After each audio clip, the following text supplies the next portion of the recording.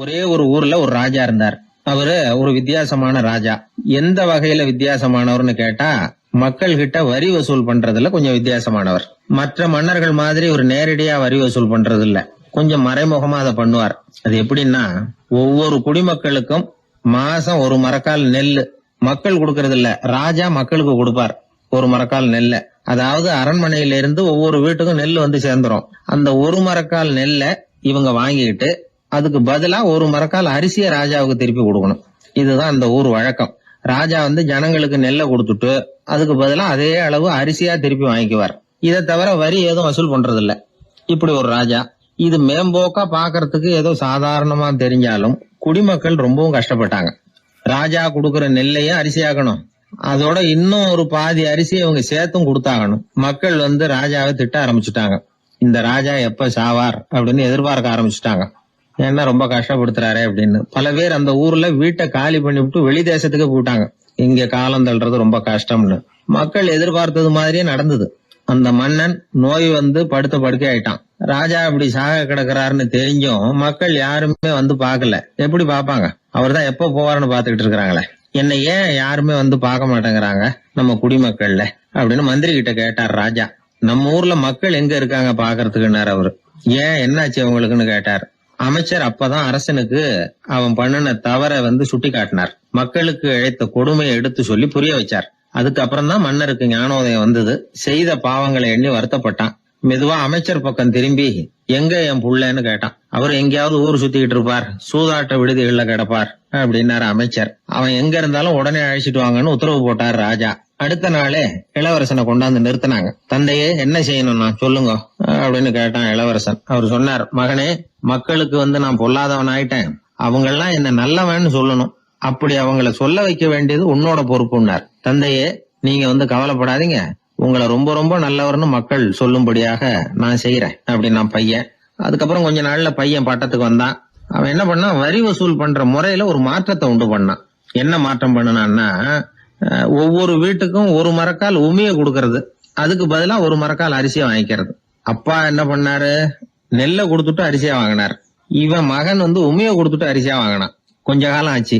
ஒரு நாள் மந்திரியை கூப்பிட்டு கேட்டான், அமைச்சரே, நம்ம ஊர் மக்கள் என்ன பேசிக்கிறாங்க அப்படின்னு. உங்க அப்பா ரொம்ப நல்லவன்னு பேசிக்கிறாங்க அப்படின்னாரு அமைச்சர். எப்படி இருக்கு பாருங்க, இவன் பண்ற கொடுமையில அப்பன் ரொம்ப நல்லவன் ஆயிட்டான். அதாவது இளவரசனை விட பழைய மன்னரே ரொம்ப நல்லவர், ரொம்ப பாதி கஷ்டம் தான் இது முழு கஷ்டம்ங்கிறது மாதிரி ஆயிட்டுது. எப்படியோ அப்பாவுக்கு கொடுத்த வாக்க புள்ள காப்பாத்தி விட்டான். அதாவது மன்னர் ரொம்ப நல்லவர்னு சொல்ல வைக்கிறேன்னு தானே சொன்னான், அதே மாதிரி சொல்ல வச்சுட்டான்.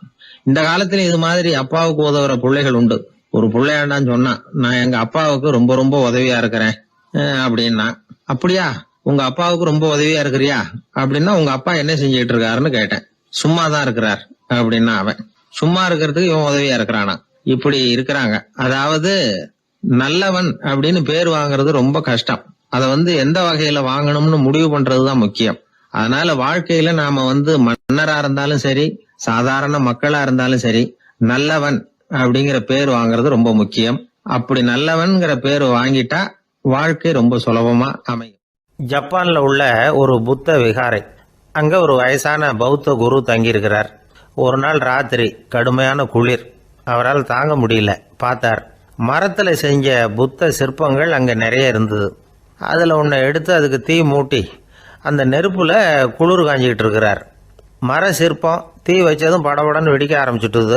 அந்த சத்தத்தை கேட்டதும் அந்த புத்த விகாரையின் குருக்கள் வெளியில ஓடி வந்தார்.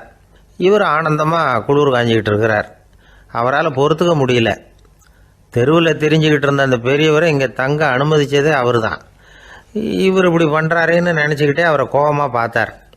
ஏன் இப்படி கோபமா பார்க்குறீங்க, இப்படி வந்து உட்காருங்க அப்படிங்கிறாரு இவர். அவருக்கு இன்னமும் கோபம் வந்துட்டுது. எங்கள் கடவுளை வந்து எரிச்சுட்டீங்களே அப்படின்னு சத்தம் போட்டாராம். அப்படியா அப்படின்னு கேட்டுக்கிட்டே அந்த சாம்பலை கிளறினார் இவர். என்ன செய்கிறீங்கன்னு கேட்டிருக்காரு அவர்.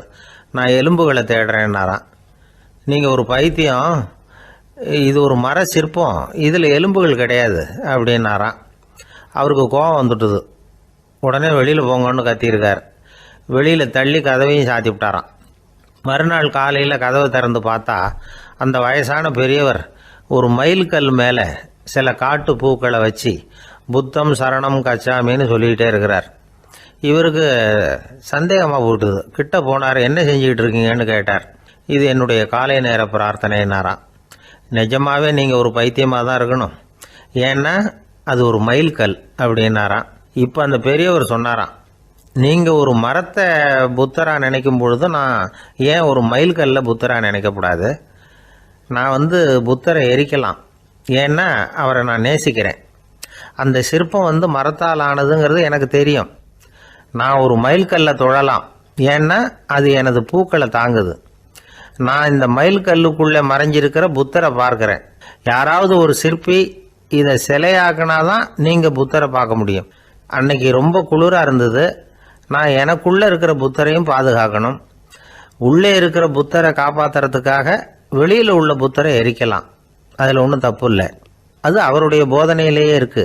உனக்குள் ஜோதியாக இரு அப்படிங்கிறது அவருடைய போதனை. என்னுடைய புத்தர் குளிரில் நடுங்கிட்டு இருந்தார். அந்த மர சிற்பங்கள் வெயில் மழையில் உணர்ச்சி இல்லாமல் இருந்தது, அதனால் அப்படி பண்ணினேன். ஆனால் நீங்கள் என்ன பண்ணீங்க? நான் ஒரு மர புத்தரை எரிச்சதுக்காக உயிருள்ள புத்தரை வெளியில் தள்ளி கதவை சாத்தினீங்க அப்படின்னாராம் அந்த பெரியவர். உண்மையான பக்திங்கிறது இதுதான். அதாவது உனக்குள் ஜோதியாக இரு அப்படின்னு புத்தர் சொன்னார் இல்லையா, அது மாதிரி தனக்குள் ஜோதியாக இருக்கிற இந்த காலத்து ஆசாமிகள் நிறைய பேர் உண்டு. எப்பவும் போதையிலேயே இருக்கிறவங்க. ஒரு நாள் நடு ராத்திரி ஒரு மது கடையில் ஒரு ஆள் அங்குள்ள சிப்பந்திகள் கிட்ட கேட்டுக்கிட்டு இருக்கிறான்.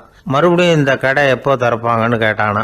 நாளைக்கு காலையில் 8 மணிக்கு திறப்பாங்க அப்படின்னு நானா அங்கே இருந்த ஆள். அவன் திருப்பி திருப்பி அதையே கேட்டுக்கிட்டு இருக்கான். இவனுக்கு பதில் சொல்லி சொல்லி அழுத்து போச்சு. அதான் சொல்கிறேன் ஐயா, நாளைக்கு காலையில் வா அப்படின்னாங்களாம். அதுக்கு இவன், நான் வர்றதுக்காக கேட்கலையா, நேத்திக்கு வந்தவன் உள்ளேயே மாட்டிக்கிட்டேன், வெளியில் போகிறதுக்காக கேட்டேன் அப்படின்னா. என்னுடைய நண்பர் ஒருத்தர், அவர் விரல்ல நகமே இருக்காது. என்ன காரணம்னு நினைக்கிறீங்க? எல்லாத்தையும் அவரே கடிச்சு துப்பிடுவார். அப்படி ஒரு பழக்கம். சின்ன குழந்தைகள் நகம் கடிக்குது, விரல் சூப்புது. இதுக்கு என்ன காரணம் தெரியுமா? குழந்தைகள் மனசுல ஏற்படக்கூடிய ஒரு வித பாதுகாப்பின்மை, இன்செக்யூரிட்டி, அல்லது தான் சரியா கவனிக்கப்படல அப்படிங்கிற எண்ணத்தோட வெளிப்பாடு தான் அது அப்படிங்கிறாங்க டாக்டர்கள். சில இடங்கள்ல 2வது குழந்தை பிறந்த உடனே பெரியவர்கள் கவனம் முதல் குழந்தைகிட்ட இருந்து கொஞ்சம் விலகி 2வது குழந்தைகிட்ட போயிடும். அந்த சமயத்துல முதல் குழந்தைக்கு இந்த பழக்கம் ஏற்படுறதுக்கு வாய்ப்பு உண்டா. சில குடும்பங்கள்ல கணவன் மனைவி 2 பேருமே வேலைக்கு போறவங்களா இருப்பாங்க. குழந்தை ரொம்ப நேரத்துக்கு பெற்றவங்களை பிரிஞ்சு இருக்க வேண்டிய சூழ்நிலை இருக்கும். குழந்தை ஒரு பாதுகாப்பின்மையை உணர ஆரம்பிக்கும். இந்த பழக்கம் வந்துடும். அதனால ஒரு குழந்தைக்கு தான் ஒதுக்கப்படுறோம் அப்படிங்கிற நினைப்பு வராம பாத்துக்கணும். வளர்ந்த குழந்தைகளும் நகம் கடிக்கும். வயசானவங்க கிட்டையும் இந்த பழக்கம் இருக்கும்.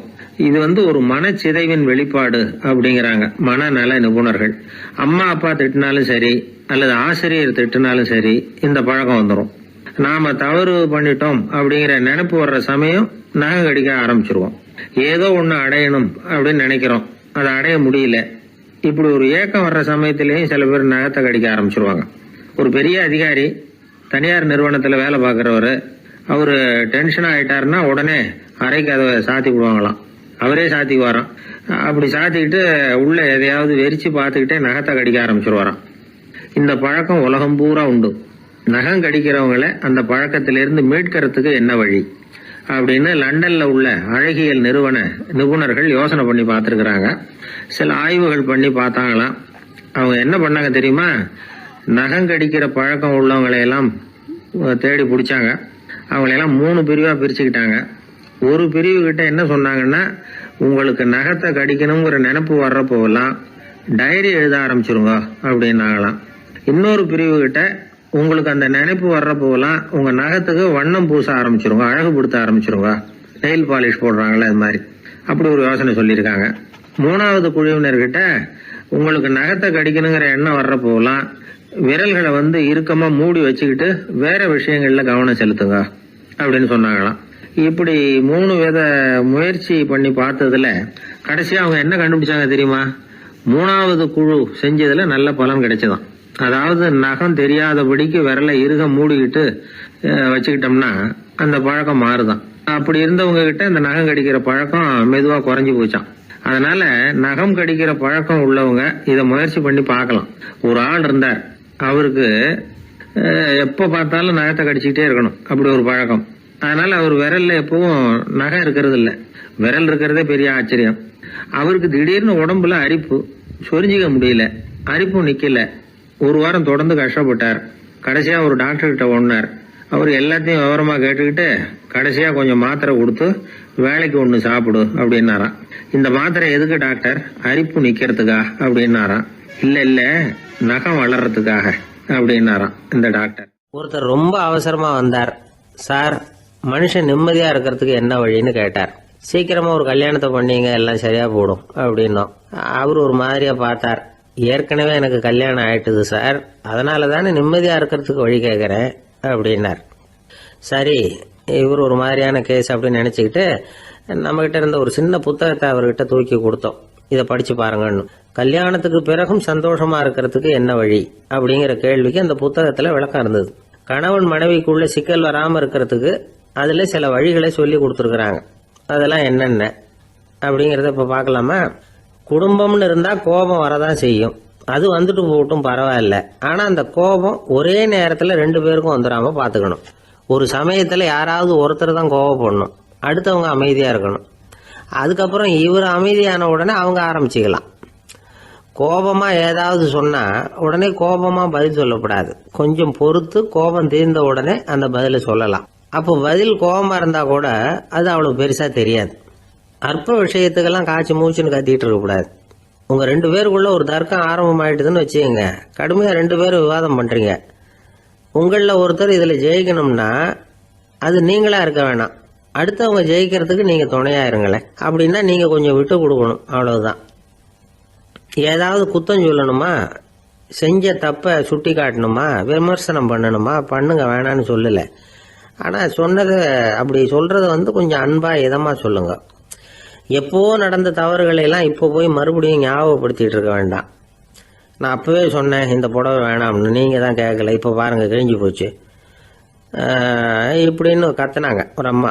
எப்போ சொன்னீங்கன்னு கேட்டா ஒரு 10 வருஷத்துக்கு முன்னாடி தீபாவளி சமயத்துல அப்படிங்கிறாங்க. அது என்ன இன்னும் அப்படியே புதுசாகவா இருக்கும்? உங்களுக்கு அவர் தான் பெருசு, அவருக்கு நீங்க தான் பெருசு. அதை விட இந்த உலகத்துல வேற எதுவும் முக்கியம் இல்லைன்னு நினைக்கணும். நீ தான் என்னுடைய உலகம்னு எத்தனை தடவை சொல்லியிருப்பீங்க? அதெல்லாம் வெறும் வசனமா போயிடக்கூடாது. ஏதாவது ஒரு பிரச்சனையை பத்தி கடுமையா விவாதம் பண்ணிட்டு இருக்கீங்க, அதை அப்படியே பாதியில விட்டுட்டு படுக்கைக்கு போயிடக்கூடாது. சொச்சத்தை நாளைக்கு பேசிக்கலாம்னு. அப்படி போனா தூக்கம் வராது. பிரச்சனையை ஒரு முடிவு பண்ணிக்கிட்டு அதுக்கப்புறமா தூங்க போகணும். ஒரு நாள்ல ஒரு தடவையாவது உங்க ஜோடியை பாராட்டி நல்ல விதமா கனிவா ஒரு வார்த்தை சொல்லணும் அப்படின்னு தீர்மானம் பண்ணீங்க. ஏதாவது தப்பு பண்ணிவிட்டீங்கன்னா பரவாயில்ல, அதை ஒத்துக்கிறதுக்கும் மன்னிப்பு கேட்கறதுக்கும் தயாரா இருக்கணும். அது ஒன்றும் கேவலம் கிடையாது. வீட்டுக்குள்ள தானே கேட்க போறீங்க, வெளியில யாருக்கு தெரிய போகுதோ? எப்படியோ உங்களுக்குள்ள ஒரு சமரசம் ஆனா சரிதான். ஒரு தகராறுன்னு எடுத்துக்கிட்டா குறைஞ்சபட்சம் அதுக்கு 2 பேர் தேவை. தனியாவே உட்காந்துக்கிட்டு நான் இப்ப தகராறு பண்ணிட்டு இருக்கிறேன் அப்படின்னு யாரும் சொல்ல முடியாது. 2 பேர் தகராறு பண்றாங்கன்னா பொதுவா அந்த 2 பேர்ல யாரு அதிகமா பேசுறாங்களோ அவங்க பேர்ல தான் தப்பு இருக்கும். அதை மனசுல வச்சுக்கணும். இதெல்லாம் தான் அந்த புத்தகத்துல போட்டிருக்கிற வழிமுறைகள். இவ்வளவும் சரியா வரலன்னா அப்புறமா சொல்லுங்க, வேற புத்தகம் ஏதாவது இருக்கான்னு தேடுவோம். ஒரு கணவன் தன்னுடைய மனைவியை அழைச்சிட்டு ஒரு மனோதத்துவ டாக்டர் கிட்ட வந்தாரா. டாக்டர், எங்களுக்கு கல்யாணம் ஆகி 30 வருஷ காலமா நாங்க ஒரு விஷயத்துல கூட ஒத்து போனதில்லை அப்படின்னு ஆரம்பிச்சார். உடனே அந்த அம்மா குறுக்கிட்டு, அது 30 வருஷம் இல்ல 32 வருஷம் அப்படின்னாங்களாம். ஐயா, என்னுடைய நூல் வெளியீட்டு விழாவுக்கு அவசியம் நீங்க வரணும் அப்படின்னு கூப்பிட்டார் ஒருத்தர். எப்போ வரணும்னு கேட்டேன். அடுத்த வாரம்னார். சரி, புத்தகம் தயாராகிட்டுதா அப்படின்னு. நாளைக்கு தான் அச்சிக்க கொடுக்க போறேன்னார். என்னங்க இது, புத்தகம் அச்சிடுறதுக்கு முன்னாடியே அழைப்புதழை அச்சடிச்சு விட்டீங்களே அப்படின்னு கேட்டேன்.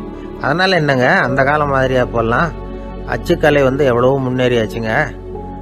லைனோ type, monotype, photo type, laser, இப்படி என்னென்னமோ வந்தாச்சு.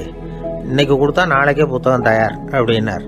இப்படி இந்த அளவுக்கு முன்னேறி இருக்கிற இந்த அச்சுக்கலை ஆரம்பத்தில் எப்படி இருந்தது தெரியுமா? அந்த காலத்தில் காகிதம்னா என்னன்னே தெரியாது. அப்படி ஒன்று கண்டுபிடிக்கப்படவே இல்லை. அப்போல்லாம் எதையாவது ஒன்று எழுதணும்னா அதுக்கு ஆட்டு தோலை தான் பயன்படுத்தி இருக்கிறாங்க. கண்ணுக்குட்டி தோல் கூட அதுக்கு உபயோகப்பட்டு தான். ஐரோப்பாவில் இருந்த பாதிரியார்கள் தோல்ல எழுதப்பட்ட புத்தகத்தை தயாரிக்கிறதுல ரொம்ப கெட்டிக்காரங்களாம். எகிப்து, அப்புறம் மத்திய தரைக்கடல் ஓரத்தில் உள்ள நாடுகள், இங்கெல்லாம் தோல் தான் எழுதுபொருளாக பயன்பட்டு வந்திருக்குது. ஆனால் நம்ம நாட்டில் ஓலைச்சுவடிகளை எழுத்துக்கு பயன்படுத்தி இருக்கிறாங்க. எழுதுறதுக்கு தோலை பயன்படுத்தினவங்க பிறகு பேப்பரைஸ் அப்படிங்கிற கோரை புல்லை வந்து அதுக்கு பயன்படுத்தினாங்களாம். இதெல்லாம் அப்படி கொஞ்சம் கொஞ்சமாக கண்டுபிடிச்சிட்டு வந்திருக்கிறாங்க. அந்த புல்லை வந்து கச்சிதமாக நறுக்க வேண்டியது, நல்லா பதப்படுத்த வேண்டியது, அதுக்கப்புறம் அதில் எழுத வேண்டியது, அவ்வளவுதான். பேப்பருங்கிற சொல்லே இந்த பேப்பைரஸ் அப்படிங்கிறதுலேருந்து வந்தது தான். அதுக்கப்புறம் தான் காகிதம் வந்தது. இதை முதல்ல சீன நாட்டில் தான் கண்டுபிடிச்சாங்க. அது வந்த பிறகு அச்சு எந்திரம் கண்டுபிடிக்க வேண்டிய அவசியம் ஏற்பட்டது. அதை கண்டுபிடிச்சவர் ஜெர்மானிய அறிவியல் அறிஞர் ஜான் கூட்டன்பர்க். அச்சு கலைக்கு அடித்தளம் அமைச்சவர் அவர் தான். ஜெர்மனியில் மெயின்ஸ் அப்படிங்கிற ஊரில் 1399 பிறந்தார். அவரோட மாமன் ஒருத்தர் உலோக வேலையில் வல்லவர். அவர்கிட்ட இந்த வேலையை கற்றுக்கிட்டார். அதோட வைர கற்களை வந்து பட்டை தீட்டுறதுலையும் ரொம்ப தேர்ச்சி பெற்றிருந்தார். இளம் வயசுலேயே சும்மா இருக்க மாட்டாராம். எதை செஞ்சாலும் அதை திறமையாக செய்வாராம். அவர் தான் முதல்ல மர அச்சு எழுத்துக்களை உருவாக்கினார். அது மேலே மை தடவி பிரதிகள் எடுத்தார். அதுக்கப்புறம் உலோக எழுத்துக்கள், முதல்ல காரியம், அப்புறம் இரும்பு, அப்புறம் கலப்பு உலோகம், பிறகு அச்சடிக்கிறதுக்கு எந்திரம் ஒன்றையும் உருவாக்கினார். முதல்ல பைபிள் அச்சடித்தார். 1468 அவர் இறந்து போனார். 16ஆம் நூற்றாண்டில் மேலை நாடுகளில் இருந்து மர எழுத்துக்களை கொண்டுகிட்டு வந்து தமிழ்நாட்டில் கிறிஸ்தவ நூல்களை அச்சிட்டாங்க. அப்போல்லாம் வந்து அச்சகங்கள் வந்து போதிய அளவுக்கு இங்கே இல்லை. அதுக்கு என்ன காரணம்னா, இந்தியர்கள் வந்து அச்சகங்களை நடத்தக்கூடாது அப்படின்னு சட்டம். 1835 வரைக்கும் அந்த சட்டம் வந்து நடைமுறையில் இருந்தது. இந்த நிலைமையில் அங்கேயும் இங்கேயுமா 1-2 அச்சகங்கள் ஆரம்பமாச்சு. 1713 தரங்கம்பாடியில் லூத்தரன் மிஷன் அச்சகம், அதே ஆண்டில் சென்னையில் எஸ்பிசிகே அச்சகம். இது ரெண்டும் தான் இந்தியாவில் முதல்ல தொடங்கப்பட்ட அச்சகங்கள். ஆட்டுத்தோல்லையும் ஓலைச்சுவடியிலையும் எழுதப்பட்ட எழுத்துக்கள் இன்னைக்கு எங்கேயோ போயிட்டுது. ஆனால் நம்ம ஊரில் எழுத்தாளர்கள் நிலைமை தான் ஒன்றும் சொல்லிக்கிறது மாதிரி இல்லை. நம்ம ஆள் ஒருத்தர் சொன்னார், சார், நான் சொந்தத்தில் ஒரு அச்சாபீஸ் வச்சுருந்தேன், இப்போவும் வச்சுருக்கிறேன். அதனால் என்னுடைய படைப்புகளை புத்தகமாக வெளியிடுறதுல எனக்கு ஒன்றும் கஷ்டம் இல்லை. வருஷத்துக்கு ஒரு புத்தகம் எழுதி வெளியிட்டுருவேன். 15 வருஷமாக இலக்கிய உலகத்துக்கு இப்படி சேவை செஞ்சுக்கிட்டு வர்றேன். ஆனால் இந்த வருஷம்தான் வாசகர்கள் வந்து எனக்கு பாராட்டு விழா நடத்தி இருக்கிறாங்க அப்படின்னார். இந்த வருஷம் அப்படி என்ன விசேஷம் அப்படின்னு கேட்டோம். இந்த வருஷம்தான் நான் எந்த புத்தகம் எழுதி வெளியிடாமல் இருந்தேன், அதுக்காகத்தான் எனக்கு இந்த பாராட்டு விழா அப்படின்னார். ஒரு சின்ன பையன் வந்தான். அவனை பார்த்து ஒரு கேள்வி கேட்டோம். ஏன்ப்பா உங்கள் வீட்டில் அம்மா புத்திசாலியா அப்பா புத்திசாலியா அப்படின்னு. அவன் அலட்சியமாக நம்மளை பார்த்து சிரிக்கிறான். என்ன சார் இது, இந்த காலத்தில் இது கூட தெரியாமல் இருக்கிறீங்களே அப்படிங்கிறான். ஒரு சின்ன பையன் நம்மளை பார்த்து இப்படி கேட்டு விட்டானே அப்படின்னு நினைக்கிறப்போ நமக்கு ஒரு மாதிரி ஆகிடும். அதுக்கப்புறம்தான் இந்த தாத்தா பாட்டியெல்லாம் சொல்கிற ஒரு கதை ஞாபகத்துக்கு வந்தது. அது என்ன கதை தெரியுமா? ஒரு ஊரில் ஒரு அம்மாவும் பிள்ளையும் இருந்தாங்களாம். அந்த மகனுக்கு திடீர்னு தேசாந்திரம் போய் வரணும்னு ஆசை வந்துட்டுது. ஊராக போய் சுற்றி பார்க்கணுங்கிற ஆசை. அந்த அம்மாவுக்கு இது பிடிக்கல. மகனை பிரிஞ்சு இருக்கிறதுக்கு அவங்க மனசு இடம் கொடுக்கல. வேணாப்பான்னு சொல்லி பார்த்தாங்க, அவன் கேட்கல. திடீர்னு புறப்படவும் செஞ்சுட்டான். சரி, இனிமேல் அவனை தடுக்க முடியாதுன்னு முடிவு பண்ணிக்கிட்டாங்க அந்த அம்மா. இருந்தாலும் புத்திசாலித்தனமாக ஒரு யோசனை பண்ணாங்க. மகனை கிட்டத்தில் கூப்பிட்டாங்க. அவங்ககிட்ட சொன்னாங்க, இதை பாருப்பா, நீ தேசாந்திரம் போகிறதுன்னு தீர்மானம் பண்ணிவிட்ட, அதை நான் தடுக்கலை, போயிட்டு வந்துடும். ஆனால் போகிறதுக்கு முன்னாடி எனக்கு ஒரு வாக்குறுதி கொடுத்துட்டு போ அப்படின்னாங்க. போகிறப்போ ராத்திரியாக இருந்தாலும் பகலாக இருந்தாலும் சரி, புளிய மரத்து நிழலில் தான் தங்கணும். திரும்பி வர்றப்போ இரவும் பகலும் நீ வந்து வேப்ப மரத்து நிழல்லே தங்கணும் அப்படின்னாங்க. சரி, அப்படியே செய்கிறேன்னு சொல்லி வாக்குறுதி கொடுத்தான் பையன். புறப்பட்டு போனான். போகிற வழியில் புளிய மரத்து நிழல்லே தங்கினான், தூங்கினான். அப்படி போய்கிட்டே இருந்தான். 7ஆவது நாள் அவன் உடம்பு சுகமில்லாமல் போயிட்டுது. ரொம்பவும் பலவீனமாயிட்டான். இனிமேல் நடக்க முடியாதுங்கிற நிலைமை வந்துட்டுது. யோசிச்சு பார்த்தான். சரி, இதுக்கு மேலே வந்து போக வேண்டாம் அப்படின்னு முடிவு பண்ணிட்டு திரும்பி வர ஆரம்பிச்சுட்டான். திரும்பி வர்றப்போ வழியில் வேப்ப மரத்து நிழல்லையே தங்கி வந்தான். நாளுக்கு நாள் உடம்பு சரியாக வந்துட்டுது. 7ஆவது நாள் வீட்டுக்கு வந்து சேர்றான். உடம்பு பழையபடியே கலகலப்பாயிட்டுது. பூரண சுகம். தேசாந்திரம் போன பையன் திரும்பி வந்துட்டானே அப்படின்னு அந்த அம்மா ஆச்சரியப்படலை. ஏன்னா அவங்களுக்கு தெரியும் இப்படி ஆகும்னு. பையன் சீக்கிரமாக திரும்பி வரணுங்கிறதுக்காக தான் அவங்க அந்த யோசனையை சொன்னாங்க. என்ன விஷயம்ங்கிறதையும் அவங்களே சொன்னாங்க. மகனே, புளிய மரத்து நிழல் உடம்புக்கு உஷ்ணத்தை கொடுக்கும், சீக்க உண்டாக்கும். அதனால நீ தொடர்ந்து புளிய மரத்து நிழலில் தங்கினாவே நோய்க்கு ஆளாயிட்ட. அதனால பயணத்தை முடிச்சுக்கிட்டு திரும்பி வரணுங்கிற முடிவுக்கு வந்துட்ட. திரும்பி வர்றப்போ நீ தங்கினது வேப்ப மரத்து நிழல். அது உடம்புக்கு குளிர்ச்சியை தரக்கூடியது, நோயை தீர்க்கக்கூடியது. அதனால சுகமா வீட்டுக்கு சேர்ந்துட்ட. உன்னோட தேசாந்திர பயணத்தை தடுக்கிறதுக்காக தான் இப்படி பண்ணினேன் அப்படின்னாங்களாம் அந்த அம்மா. பார்த்தீங்களா அம்மாவோட புத்திசாலித்தனத்தை? அப்பாவாக இருந்தால் இப்படியா பண்ணுவார்? ஒரு அப்பா பையன்கிட்ட 10 ரூபா கொடுத்து இதை எடுத்துக்கிட்டு அடுத்த ஊருக்கு போய் அங்கே இருக்கிற மாமா கிட்ட இதை கொடுத்துட்டு வாடா, வழியில் எங்கேயாவது மரத்தடியில் படுத்து தூங்கி விடாதே அப்படின்னு எச்சரிக்கை பண்ணி அனுப்புனாராம். பையனுக்கு எச்சரிக்கையாக வாழறது எப்படிங்கிறத கற்றுக் கொடுக்கறதுக்காக இப்படி பண்ணார். அவன் பணத்தை வாங்கிக்கிட்டு போனான். அப்பா சொன்னதை மறந்துட்டு ஒரு மரத்தடியில் படுத்து தூங்கிட்டான். அவனுக்கு தெரியாமல் அவன் பின்னாடியே போன அப்பா அவன் கையில் இருந்த அந்த 10 ரூபாயை நைஸாக எடுத்துகிட்டு வந்துட்டார். அவன் பையில் தானே வச்சுருந்தான், அது தெரியாமல் எடுத்துகிட்டு வந்துட்டார். அவன் தூங்கிக்கிட்டு இருக்கான். எடுத்துகிட்டு ஒரு மறுபடியும் வீட்டுக்கு வந்துட்டார். பையன் முழிச்சுக்கிட்டு பையை தடவி பார்க்குறான், பணத்தை காணும். அழுதுகிட்டே திரும்பி வந்தான். அப்பா கிட்ட விஷயத்த சொன்னான். அப்பா சிரிச்சுக்கிட்டே சொன்னார், அதுக்கு தான்ப்பா ஆரம்பத்திலேயே எச்சரிக்கை பண்ணினேன், இனிமேலாவது நீ ஜாக்கிரதையாக இருக்கணும் அப்படிங்கிறதுக்காக தான் இப்படி பண்ணினேன். அந்த பணம் எங்கேயும் போயிடல, நான் தான் அதை உனக்கு தெரியாமல் எடுத்து வச்சிருக்கிறேன். இதோ பாரு அப்படின்னு சொல்லிட்டு சைடு பாக்கெட்டில் கையை விட்டா அது ஓட்டையாக இருக்குது. அதை எவனோ ஏற்கனவே கத்திரிச்சு எடுத்துகிட்டு போயிட்டான். இப்போ அப்பா முகத்தில் அசடு வழிஞ்சுதான். கடற்கரை ஓரமாக ஒரு பெரியவர் கையால் மணலை கீறிக்கிட்டே உட்காந்துருக்கிறார். என்னத்தையும் தேடிட்டு இருக்கிறது மாதிரி தெரிஞ்சுது. மெதுவாக கிட்டத்தில் போய் என்னத்தை தேடிட்டு இருக்கிறீங்க அப்படின்னு கேட்டோம். அவரு சாவகாசமா நிமிந்து பார்த்து நிம்மதியை தேடிட்டு இருக்கிறேன்னார். நாங்கள் ஒரு மாதிரி ஆயிட்டோம். இருந்தாலும் சமாளிச்சுக்கிட்டு, சார் மணல்ல கிழிஞ்சல் தான் கிடைக்கும், நிம்மதி கிடைக்காது அப்படின்னோம். சரி, இன்னைக்கு வசமா நம்ம கிட்ட ஒரு ஆள் மாட்டிக்கிட்டார் அப்படின்னு நினைச்சு அவர் பக்கமா போய் உட்காந்துக்கிட்டு கதை சொல்ல ஆரம்பிச்சிட்டோம். ஒரு பெரிய மன்னர் இருந்தார். அவருக்கு எல்லா வசதியும் இருந்தது. இருந்தாலும் ஒரே ஒரு குறை. அது என்னன்னா நிம்மதி இல்லைங்கிற குறை. அரண்மனையில தினமும் கலை நிகழ்ச்சி, நாட்டியம் எல்லாம் நடந்துகிட்டு தான் இருந்தது. இருந்தாலும் நிம்மதி இல்லை. சரி, நிம்மதி எங்க கிடைக்கும் அப்படின்னு தேட ஆரம்பிச்சார். உடனே அதுக்கான முயற்சிகள்ல தீவிரமா இறங்கினார். நாட்டில் உள்ள தத்துவ மேதைகளை எல்லாம் கூப்பிட்டுட்டு வர சொன்னார். எல்லாரும் சேர்ந்தாங்க. அவங்கள பார்த்து நிம்மதி எங்க இருக்குது அப்படின்னு விசாரிச்சார். அவங்களுக்கு அது தெரிஞ்சா ஏன் இப்படி ராஜா முன்னாடி நின்றுட்டு இருக்க போறாங்க? ராஜாவோட கேள்விக்கு ஒவ்வொருத்தரும் ஒவ்வொரு மாதிரி விளக்கம் கொடுக்க ஆரம்பிச்சிட்டாங்க. எந்த பதிலும் ராஜாவுக்கு திருப்தி அளிக்கக்கூடிய அளவுக்கு இல்லை. சரி, போயிட்டு வாங்கன்னு சொல்லி அவங்கள எல்லாம் அனுப்பி வச்சுட்டார். ஒரு நாள் அவர் மாளிகையில உப்பருகையில நின்றுட்டு இருக்கிறார். அந்த சமயத்துல தெருவுல ஒரு பிச்சைக்காரன் ரொம்ப உல்லாசமா பாட்டு பாடிக்கிட்டே போயிட்டு இருக்கிறான். குரல்ல ஒரு சந்தோஷம், நடையில ஒரு மிடுக்கு. அவங்ககிட்ட கொஞ்சம் கூட கவலை இருக்கிறதா தெரியல. உடனே ராஜா அதை பார்த்தார். ஏவலாளிகளை கைதட்டி கூப்பிட்டார். உடனே ஓடி போய் அந்த பிச்சைக்காரனை இங்க அழைச்சிட்டு வாங்கன்னு உத்தரவு போட்டார். இவங்க உடனே ஓடி போய் அவனை கூப்பிட்டாங்க. அரண்மனைக்கு வாழ்ந்தாங்க. அவன் வரல. அரண்மனைக்குள்ள அடி எடுத்து வைக்க மாட்டேன்னு சொல்லிவிட்டான். ராஜா கிட்ட விஷயத்தை சொன்னாங்க. அவருக்கு ரொம்ப ஆச்சரியம், இப்படி ஒரு ஆள் இருக்கிறானா அப்படின்னு. சரி, அவன் என்னதான் சொல்றான் அப்படின்னு விசாரிச்சார். இவங்க மறுபடியும் தெருவுக்கு போய் கேட்டாங்க.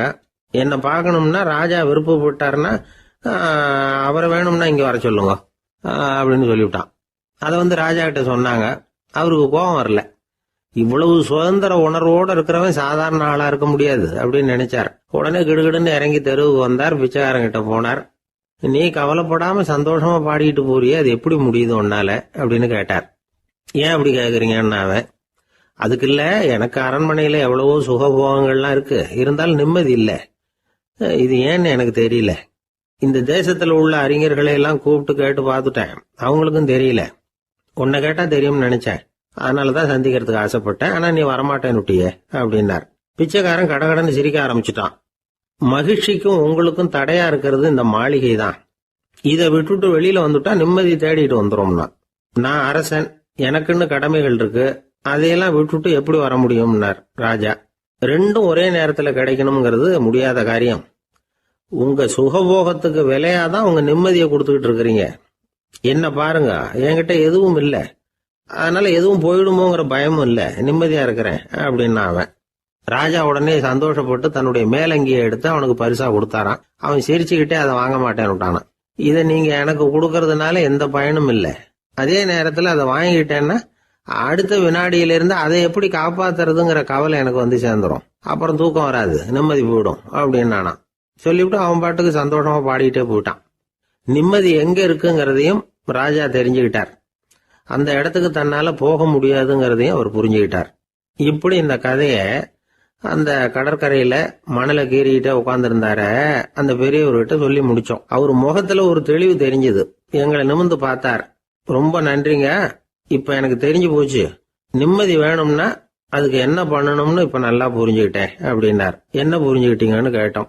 இனிமே இந்த பக்கம் வந்தா உங்க கண்ணுல படாத இடமா பார்த்து உட்காரணும்னு புரிஞ்சுக்கிட்டேன் அப்படின்னார். ஒரு ஆளு ராமகிருஷ்ணரை தேடி வந்தான். அவன் கையில 1000 பொற்காசுகள் வச்சிருந்தான். அதை அவர்கிட்ட கொடுத்து இதை ஏத்துக்கணும் அப்படின்னு ரொம்ப பணிவா கேட்டுக்கிட்டான். அவரு பார்த்தார், இது எனக்கு தேவையில்லை, ஆனாலும் உன்னுடைய மனசை புண்படுத்துறதுக்கு நான் விரும்பலை, அதனால நீ கொடுக்கறத வாங்கிக்கிறேன்னார். வாங்கிக்கிட்டார். அப்புறம் கேட்டார், இதை பாரு, இனிமே இதெல்லாம் என்னுடையது தானே அப்படின்னார். ஆமா, அதையெல்லாம் நான் உங்களுக்கே கொடுத்துட்டேன். அவன் சரி, இப்போ நீ எனக்காக ஒரு காரியம் பண்ணணும்னார். என்ன செய்யணும்னு சொல்லுங்கன்னா, இந்த நாணயங்களை எல்லாம் எடுத்துக்கிட்டு போய் கங்கை நதியில எரிஞ்சுட்டு வா அப்படின்னார். இவனுக்கு அதிர்ச்சியா போச்சு. என்ன பண்றது, இனிமே அது முடியாதுன்னு சொல்ல முடியாது. ஏன்னா அந்த நாணயங்களை எல்லாம் அவருக்கே கொடுத்துட்டான். இனிமே அதெல்லாம் இவனுடையது இல்லை. பேசாம அவ்வளவே அள்ளிக்கிட்டு ஆத்தங்கரைக்கு போனான். போனவன் ரொம்ப நேரம் திரும்பியே வரல. ராமகிருஷ்ணருக்கு சந்தேகம், என்ன ஆச்சு அந்த மனுஷனுக்கு, காசுகளோட அந்த கங்கையில குதிச்சுட்டானா, போகும்பொழுதே ஒரு மாதிரியா தான் போனான், போய் என்னன்னு பார்த்துட்டு வாங்க அப்படின்னார். அங்க இருந்த ஒருத்தர் ஓடி போய் பார்த்தார். அவர் போய் பார்க்கும் பொழுது அவன் அங்கேயே இருந்தான். அதுக்கப்புறம் அவர் திரும்பி வந்தார். வந்து விவரத்தை சொன்னார். அதாவது அவன் கங்கை கரையில உட்காந்துக்கிட்டு ஒவ்வொரு நாணயமா 1 2ன்னு எண்ணி எண்ணி வீசிக்கிட்டு இருக்கிறான். அவனை சுத்தி ஒரு கும்பல் நின்றுகிட்டு அவனை தடுத்துக்கிட்டு இருக்குது அப்படின்னு விவரத்தை சொன்னார் போயிட்டு வந்தவர். இதை கேட்டதும் ராமகிருஷ்ணரே புறப்பட்டு அங்க போனாராம். என்ன இப்படி பண்ணிட்டு இருக்கிற, நான் உன்னை அந்த நாணயங்களை கங்கையில வீசி எறிய சொன்னேன், நீ ஏன் அதை எண்ணிக்கிட்டு இருக்கிற அப்படின்னார். பழக்கம்தான் காரணம், நான் ஒவ்வொரு நாளும் ஒவ்வொன்றா சேமிச்சு வச்சேன். இன்னைக்கு என்கிட்ட நிறைய இருக்குது, உங்களுக்கு ஒரு 1000 நாணயங்களை கொடுக்கணுங்கிறது என்னோட ஆசை அப்படின்னா. இப்ப ராமகிருஷ்ணர் சொன்னார், ஒரே நேரத்துல எல்லாத்தையும் சம்பாதிச்சிருந்தா நீ எண்றது பொருத்தமா இருக்கும். எல்லாத்தையும் இழக்கும் போது ஒவ்வொன்றா எண்ணிக்கிட்டு இழக்கிறதுங்கிறது சரியான செயல் இல்லை. அதனால ஒரே தடவையா எல்லாத்தையும் தூக்கி எறிஞ்சிடும் அப்படின்னார். இது இழப்பது அப்படிங்கிற ஒரு உயர்ந்த நிலை. இதை நாம யதார்த்த வாழ்க்கையில சம்பந்தப்படுத்தி பார்த்து குழப்பிக்கிட்டு இருக்கக்கூடாது. இழக்கிறேன்னு சொல்லிக்கிட்டு இருக்கிற காசையெல்லாம் ஆத்துலையும் குளத்துலையும் கொண்டு போய் எரிஞ்சுட்டு வாங்க அப்படின்னு உபதேசம் பண்றதாக யாரும் நினைச்சிடக்கூடாது. இதுல நாம புரிஞ்சுக்க வேண்டியது என்னன்னா, எதையாவது ஒன்றை இன்னொருத்தருக்கு கொடுக்கணும் அப்படின்னு விருப்பப்பட்டா அதை மனப்பூர்வமா கொடுத்துடணும். கொடுத்துட்டு அதையே நினைச்சிட்டு இருக்க கூடாது. நம்மால் ஒருத்தர் ஒரு 100 ரூபாய் நோட்டை தன்னுடைய நண்பர் ஒருத்தர்கிட்ட கொடுத்து, இது உனக்கு தான் வச்சுக்கோ அப்படின்னார். அவரு பார்த்தார், இது இனிமே எனக்கு தானே சொந்தம் அப்படின்னார். ஆமான்னார் அவர். அப்படின்னா எனக்காக நீ ஒரு உதவி செய்யணும்னார். சொல்லுங்க செய்யறேன்னார் அவர். இந்த 100 ரூபாய் நோட்டை தீ வச்சு கொளுத்தி விடுனார். இவர் அதிர்ச்சி ஆகி அவரை பார்த்தார். இப்ப அவரு சொன்னார், நீ எனக்கு அன்பா கொடுத்தது இது, இந்த நோட்டு கள்ள நோட்டுங்கிறது எனக்கு முன்னாடியே தெரியும், சீக்கிரம் கொளுத்தி விடு, அதுதான் நம்ம 2 பேருக்குமே நல்லது அப்படின்னாராம் அவர். ராமகிருஷ்ணர் வாழ்ந்த காலத்துல நடந்த ஒரு நிகழ்ச்சி இது. அப்போ ஒரு ஓவியர் இருந்தாராம்.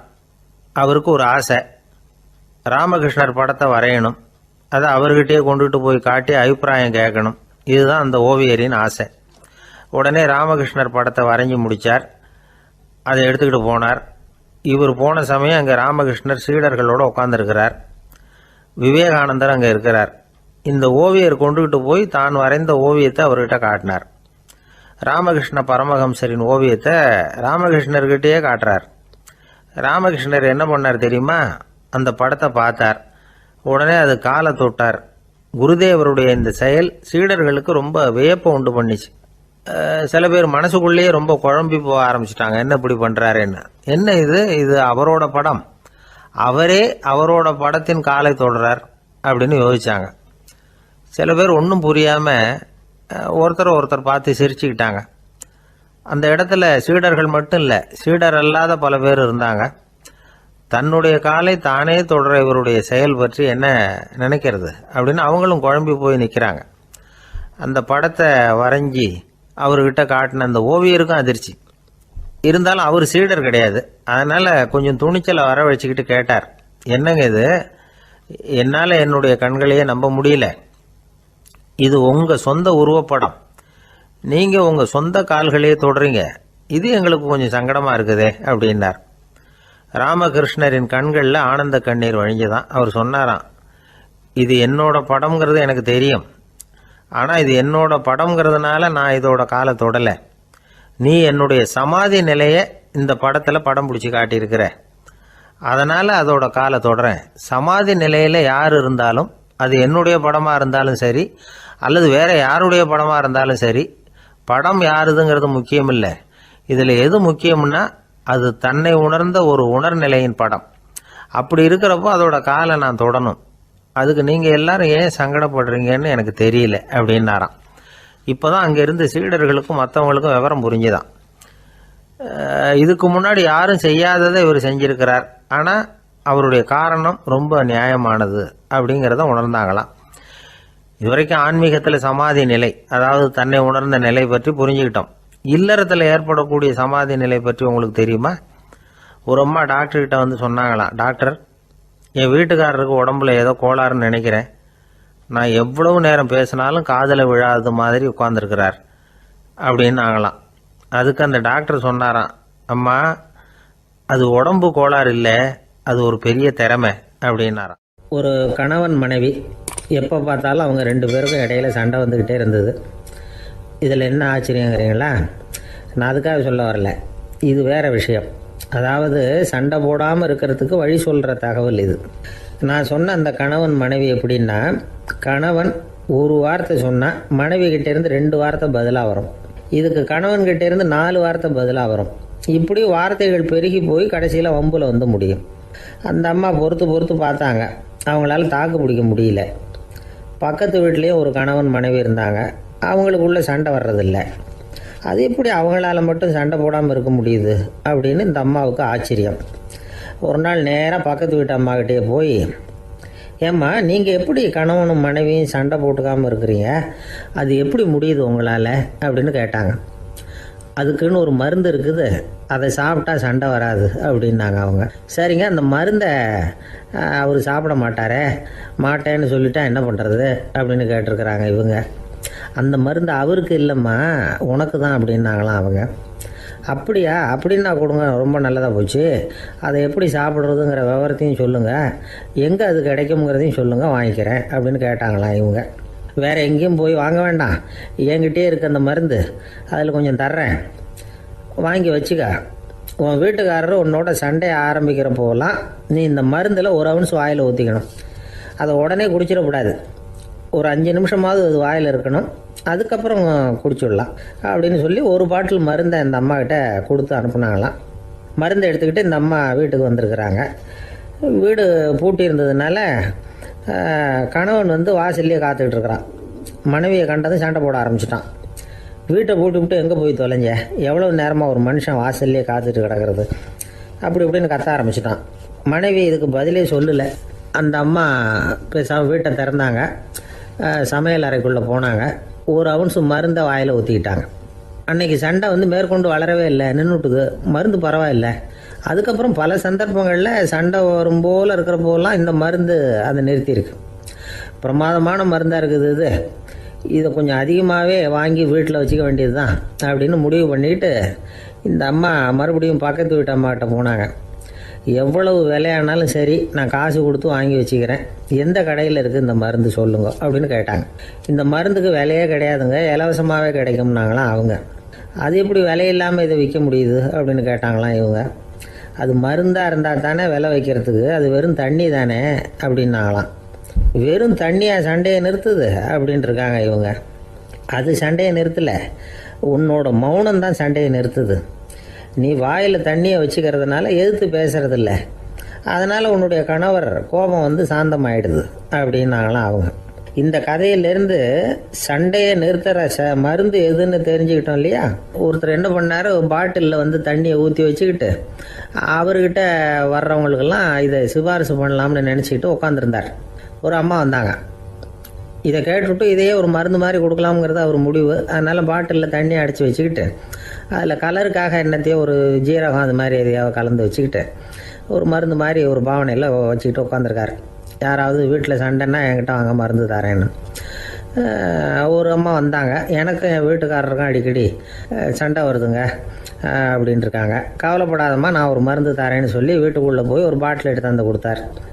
பாட்டிலில் இருக்கிறது என்னங்கிறத சொல்லிவிட்டு அது பேரில் மரியாதை வராது இல்லையா, அதனால் சொல்லலை. அந்த அம்மா வாங்கிட்டு போனாங்க. 4 நாள் கழித்து திரும்பி வந்தாங்க. என்னம்மா வீட்டில் சண்டை நின்று போச்சான்னு கேட்டிருக்காரு இவர். அங்கே நின்று போச்சுங்க, இப்போ உங்ககிட்ட ஆரம்பமாக போகுதுன்னாங்களாம். என்னம்மா அப்படின்ட்டுருக்காரு அவர் பயந்து போய். பின்ன என்னங்க நீங்கள் என்ன மருந்து கொடுத்துருக்குறீங்க என்னங்க அப்படின்னாங்களாம் கோபமாக. அது வெறும் தண்ணி தானே அப்படின்ட்டுருக்காரு இவர். தண்ணியாக இது நல்லா பாருங்கள் அப்படின்னு அந்த பாட்டிலில் நீட்டினாங்களாம். இவர் வாங்கி பார்த்துருக்காரு. அப்புறம் தான் விஷயம் புரியுது அவருக்கு. இவர் கை தவறுதலாக அவங்க வீட்டில் இருந்த மண்ணெண்ணெய் பாட்டில் எடுத்து அவர்கிட்ட கொடுத்துருக்குறாங்க. அப்புறம் என்ன ஆகும், சண்டை வராமல். அர்ஜுனன் கேட்ட கேள்விக்கெல்லாம் பகவான் கண்ணன் வந்து பதில் சொன்னார். அதுக்கு பேர் பகவத்கீதை. அதே மாதிரி உத்தவன் கேட்ட கேள்விக்கும் அவர் பதில் சொல்லியிருக்கிறார். அதுக்கு என்ன பேருனா உத்தவ கீதைன்னு பேர். அது சரி, உத்தவன்னா யார்? கண்ணனுக்கு சின்ன வயசுலேருந்தே தேர் ஓட்டிக்கிட்டு இருந்தவன் அவன் தான். குருஷேத்திர போர் முடிஞ்சது. அதர்மத்தை அழித்து தர்மத்தை நிலைநாட்டி தர்மனுக்கு முடிச்சு விட்டினார் கண்ணபிரான். அதுக்கப்புறம் துவாரகைக்கு திரும்பினார். தான் வந்த காரியம் முடிஞ்சது. அதனால் இளமையிலிருந்தே தனக்கு தேரோட்டியாக இருந்து வந்த உத்தவனை கூப்பிட்டார். இதை பாருப்பா, உனக்கு வேணுங்கிறத கேளுன்னார். அவன் தனக்குன்னு எதையும் கேட்குறதுக்கு ஆசைப்படலை. இருந்தாலும் கேள்வி கேட்குறதில்ல அவன் ரொம்ப கெட்டிக்காரன். அதனால் கேட்க ஆரம்பித்தான். பரந்தாமா, ராஜசூய யாகத்துக்கு தர்மனை கூப்பிட்டு தன்னுடைய அரண்மனையில் விருந்து வச்சான் துரியோதனன். அதுக்கப்புறம் சூதாட்டத்துக்கு கூப்பிட்டான். தர்மன் வந்து தோல்வி அடைகிற மாதிரி பண்ணிவிட்டான். நீங்கள் தான் முக்காலமும் உணர்ந்தவராச்சே, சூதாட்டத்தில் தர்மர் ஜெயிக்கிறது மாதிரி பண்ணியிருக்கக்கூடாதா? இந்த பகடைக்காயை உருட்டுறப்போ நீங்கள் எதிர்பார்த்தது விழற மாதிரி பண்ணியிருக்கலாமே. சரி, அதுதான் இல்லை. வேடிக்கை பார்த்துக்கிட்டு இருந்த பீமன், அர்ஜுனன், நகுலன், சகாதேவன் இவங்களையும் பணையம் வச்சு ஆடுறப்போவாவது காப்பாற்றிருக்கலாம். அதையும் நீங்கள் செய்யலை. பாவம் அந்த அவல பொண்ணு, ஒன்றும் புரியாத ஒன்றும் தெரியாத அந்த உன்னுடைய சகோதரி திரௌபதி, அந்த பொண்ணை வந்து துச்சாதனன் இழுத்துக்கிட்டு வந்து துகில் உரிகிற கட்டத்தில் காப்பாற்றினியே. இது நியாயமா, முறையா, அறமா? இதுதான் உத்தவன் கேட்ட கேள்வி. இதுக்கு பரந்தாமன் பதில் சொல்கிறார். அப்படி கேள் உத்தவா. தருமனை வந்து துரியோதனன் வந்து சூதாட அழைக்கும் பொழுது என்ன சொன்னான் தெரியுமா? நான் பணையம் வைக்கிறேன், எனக்கு பதிலாக என்னுடைய மாமன் சகுனி பகடைக்காய்களை உருட்டுவான்னு சொன்னான். உடனே தருமன் எனக்கு பதிலாக என்னுடைய மைத்துனன் கண்ணன் வந்து பகடைக்காய்களை உருட்டுவான்னு சொல்லியிருக்கலாமே. அப்படி சொல்லலை.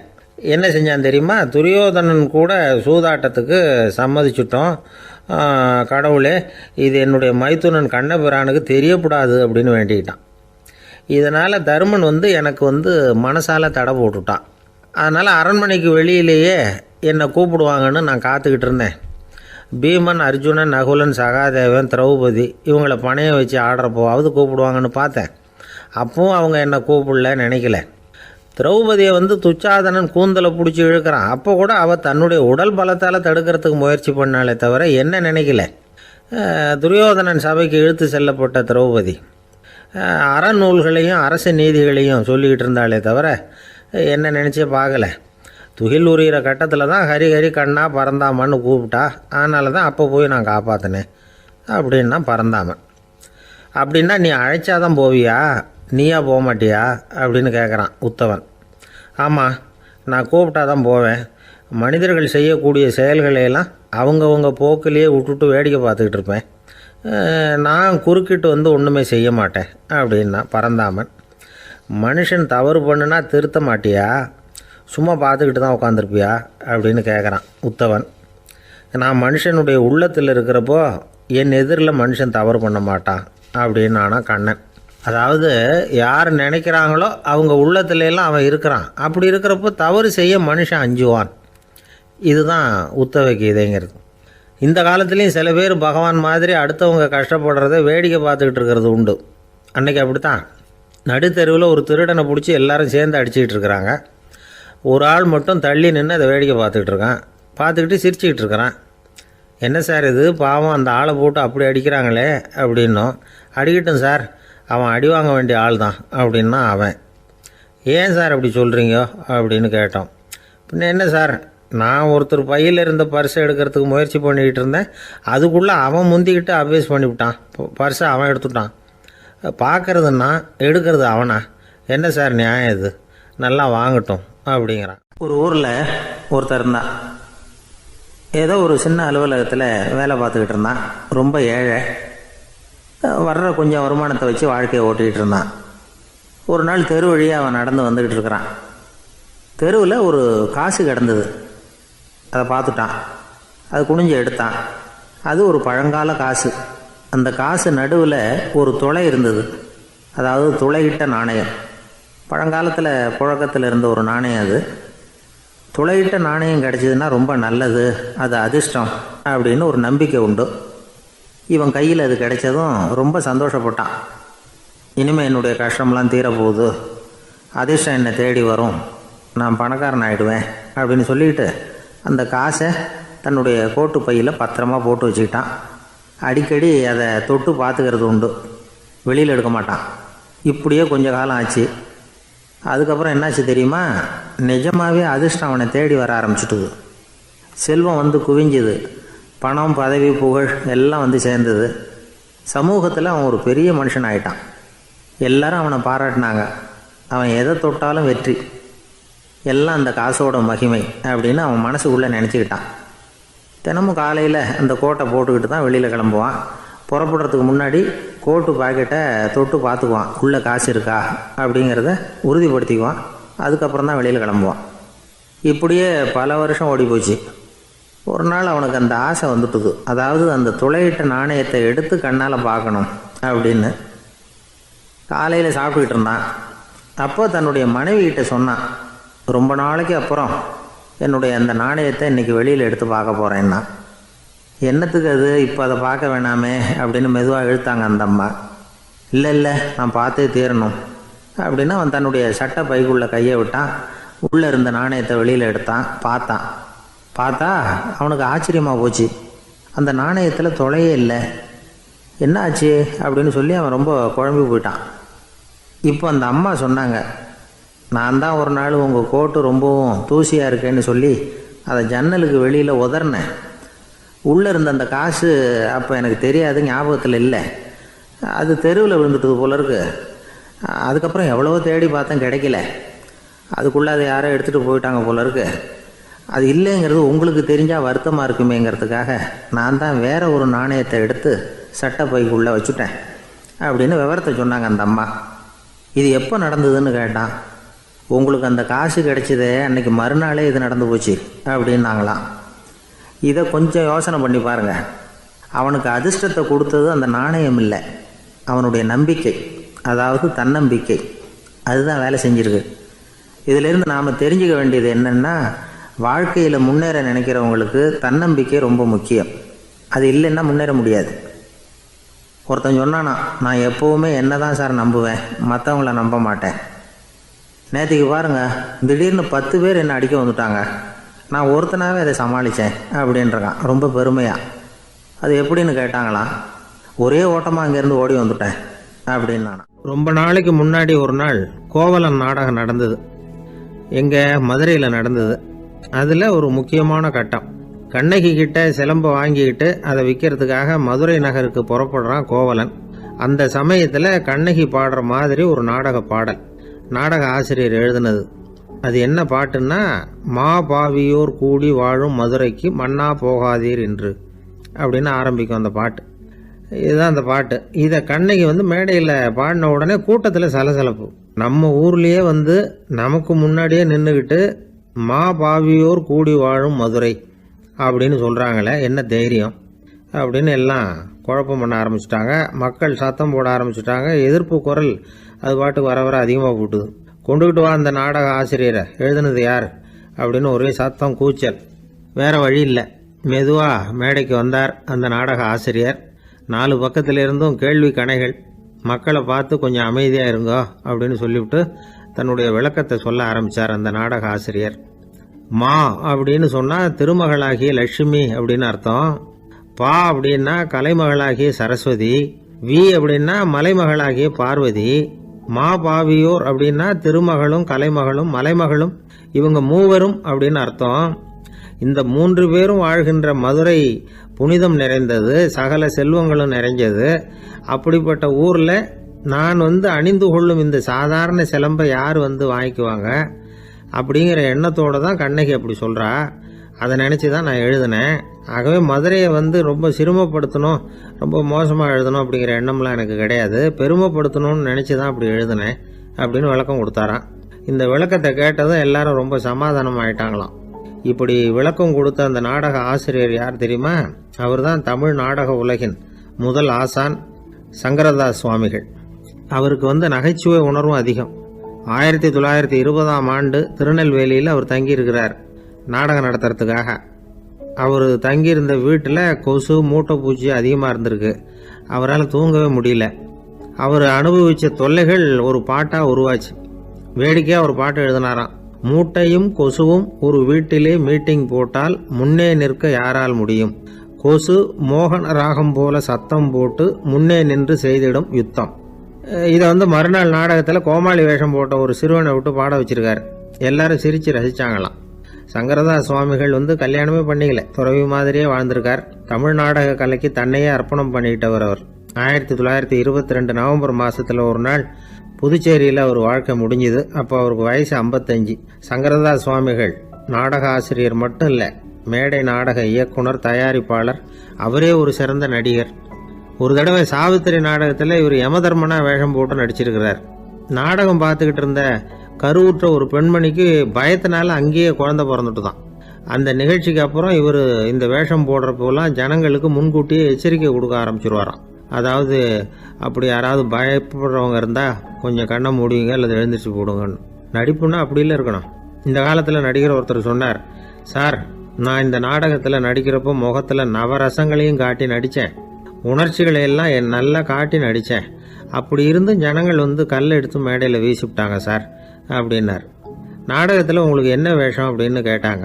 அது செத்து கிடக்கிற பணமாக நடித்தேன் சார் அப்படின்னார். ஒரு தடவை கலைவாணர் NS கிருஷ்ணன் பேராசிரியர் கல்கியை சந்தித்து பேசிக்கிட்டு இருந்தாராம். கலைவாணர் கல்கியை பார்த்து, எனக்கு கதை எழுத ஆசையாக இருக்குது, எப்படி எழுதுறதுன்னு கேட்டாராம். கதை எழுதுறதுக்கு 4 மை வேணும்னாராம் கல்கி. அப்படியா, அப்படின்னா என்னென்ன கலர் மை அப்படின்னு கேட்டிருக்காரு கலைவாணர் சிரிச்சுக்கிட்டே. நான் சொன்னது கலர் மை இல்லை, அது வேற மை. அதாவது கதை எழுதுறதுக்கு தேவைப்படுகிற 4 மை எதுன்னா, 1 திறமை, 2 பேணாமை, 3வது தனிமை, 4வது பொறுமை அப்படின்னாராம். உடனே கலைவாணர், உங்க யோசனை அருமை அப்படின்னாராம்.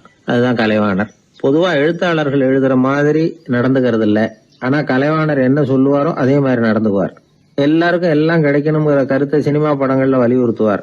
அதே மாதிரி நடைமுறை வாழ்க்கையிலேயும் எல்லாருக்கும் எல்லாமும் கொடுப்பார். பணம், பதவி, புகழ் இப்படி எதுவுமே இல்லாத ஒரு சாதாரண மனுஷனா இருந்தா கூட இவர் மனுஷனுக்கு கொடுக்கற மரியாதையில கொஞ்சமும் குறைச்சல் இருக்காது. இந்த குணம் சாதாரணமா எல்லாருக்கும் இருக்கிறது இல்ல. அவரு சினிமா தியேட்டருக்கு போய் சினிமா பாக்குறது வழக்கம். அவரு வந்திருக்கிறாருங்கிறது தெரிஞ்சா போதும், வெளியில பிச்சைக்காரங்க கூடிடுவாங்க. இது அவருக்கு தெரியும். வெளியில நம்மளை நம்பி ஒரு கூட்டம் காத்துக்கிட்டு இருக்குமேன்னு நினைப்பார். உடனே ஒரு 100 ரூபா நோட்டை கொடுத்து சில்லறையா மாத்திட்டு வர சொல்லுவார். படம் முடிஞ்சு வெளியில வர்றப்போ சில்லறையோட வருவார். எல்லாருக்கிட்டையும் கொடுத்துருவார். ஏன்னா எல்லாரும் தேடிட்டு வருவாங்க அவரை. என்ன எல்லாரும் சௌக்கியமா இருக்கிறீங்களா அப்படின்னு பிரியமா விசாரிப்பார். ஏதோ ரொம்ப நெருங்கின சொந்தக்காரங்களை விசாரிக்கிறது மாதிரி விசாரிப்பாரு. தன்கிட்ட இருக்கிற சில்லறையை எல்லாருக்கும் சமமா பிரிச்சு கொடுத்துட்டு தான் அங்கிருந்து புறப்படுவார். ஒரு நாள் அது மாதிரி புறப்படுற சமயத்துல ஒரு சின்ன பையனுக்கு சில்லறை எதுவும் கிடைக்கல கொடுக்கறதுக்கு. இது கலைவாணருக்கு தெரியாது. கார்ல ஏறி புறப்பட்டு போயிட்டார். அந்த பையன் காரை பிடிச்சிக்கிட்டு பின்னாடியே ஓடியாந்துருக்கிறான். ஐயா, நீங்களே இல்லைன்னு சொன்னா நான் என்ன பண்றது?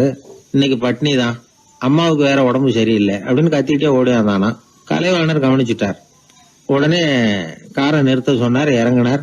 அந்த சின்ன பையனை கட்டி பிடிச்சிக்கிட்டு, என்ன மன்னிச்சுக்கப்பா, நான் கவனிக்காம வந்துட்டேன் அப்படின்னு சொல்லி அழ ஆரம்பிச்சுட்டாராம். இன்னொரு தடவை இதே மாதிரி ஒரு தியேட்டர்ல இருந்து வெளியில வந்திருக்கிறார். ஒரு ஆள் அவர்கிட்ட நின்றுருக்கார். அவர் கொடுக்கறதுக்கு இவர்கிட்ட பணம் இல்லை. பணம் இல்லையாப்பா அப்படின்னாராம். உங்ககிட்டயே இல்லையா அப்படின்னாராம் அவரு. கலைவாணருக்கு மனசு ரொம்ப சங்கடமா போச்சு.